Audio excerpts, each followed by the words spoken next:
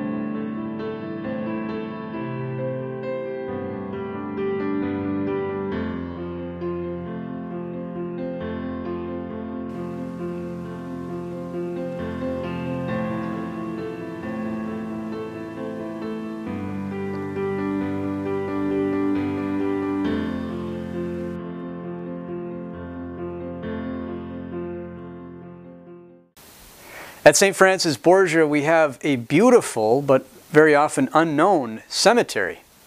And we have a parishioner who has dedicated many, countless hours to caring for that cemetery. We're going to hear from him today as he introduces our cemetery to us. Hi, my name is Brian Wilbrandt. I am the cemetery coordinator at St. Francis Borgia Cemetery, and I've been doing this job for about 5 years now. The SFB Cemetery was established in 1848, and the original St. Francis Borgia Church was directly across the street on Pioneer Road. The old section original section that you're looking at right now is mostly Irish immigrants. If you look at the names, you're going to find a lot of O'Sullivans, O'Malones, O'Learys, those types of names in there. And the reason was, back then, when the Irish immigrants came over, they were looked down upon by the rest of the community. And when they started dying, the municipal cemeteries wouldn't bury them. You're looking at our new SFB infant area in the cemetery. These were burials that were done in the 1960s from Milwaukee families who couldn't afford a proper burial. They have now all been marked by these white crosses that you see here. It also is our new parish infant area, so if any infants in the parish do die, they can be buried here free of charge. And so we could ask, why is it that cemeteries are so important to Catholics? Well, there are three big reasons we can look at. The first is reverence for the body.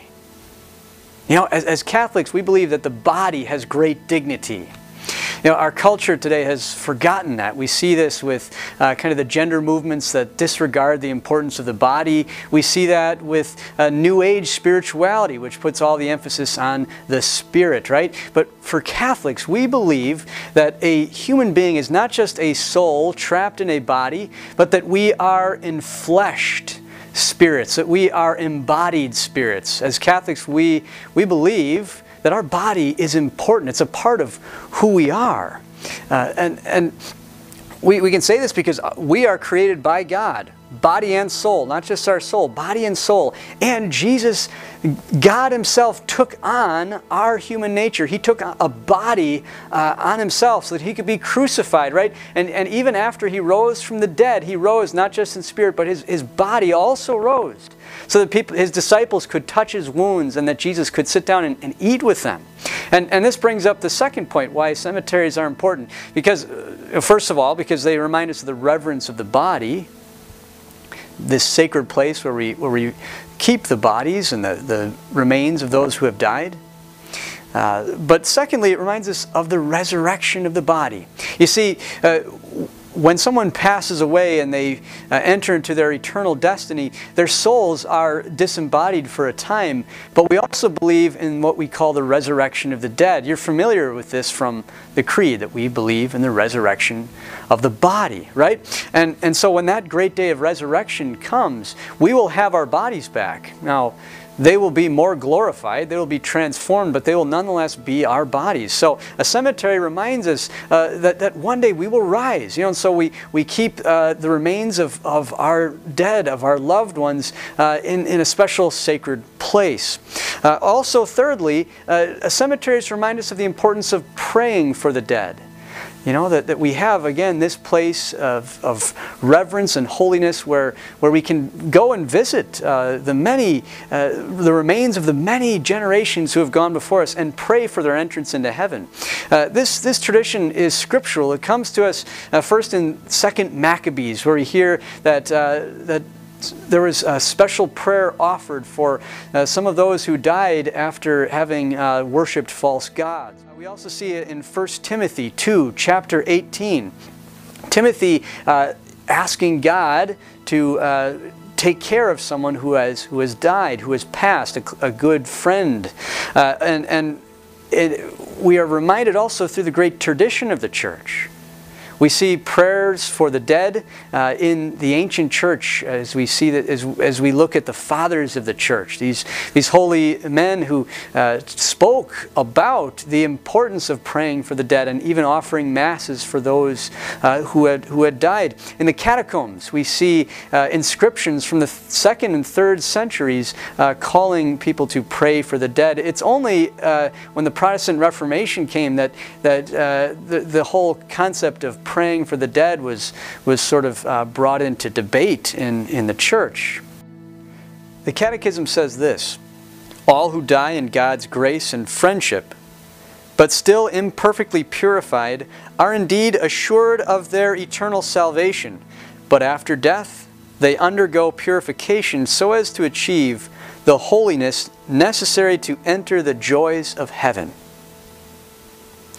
This reminds us that purgatory is not like this, again, this place in between heaven and hell where someone remains forever, but purgatory is really just meant as this place of final purgation or purification before entrance into heaven. And so all those souls who are in purgatory, they are on their way to heaven, and they will someday arrive there after their purification.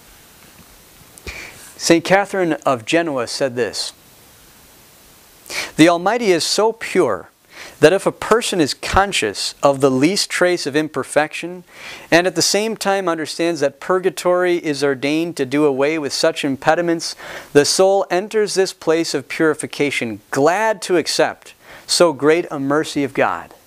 So the souls in purgatory are glad to be there, right? Because they want to be purified. They want to have that pure heart when they enter into the presence of God. Think of a bride who is preparing for her wedding day. I always am so impressed by the beauty of a bride on her wedding day. All the effort that she went through to appear her very best. I've even seen many grooms, very, very rough characters, make quite a transformation for their wedding day. Right? We want to look our best. When we get to heaven, we want to be at our best. We want to be pure and holy. We want to be totally able to receive the gift of God. And so the souls in purgatory, they're there because they want to be stripped of any attachments, any imperfections they still have. Not only because they can't get into heaven with those imperfections, but also because they want to be there with God in that perfect state. They want to appear their best in God's presence. And so we offer our prayers for them because we remain connected to them. We are part of the body of Christ, and so our prayers make a difference in their lives. Whenever we make visits to the cemetery or we offer masses for those who have passed, we do so with a profound hope. A hope that they will, if not already in heaven, that they will one day enter that glorious place, enter into the glory of God. May God bless you all, and please know of my continued prayers.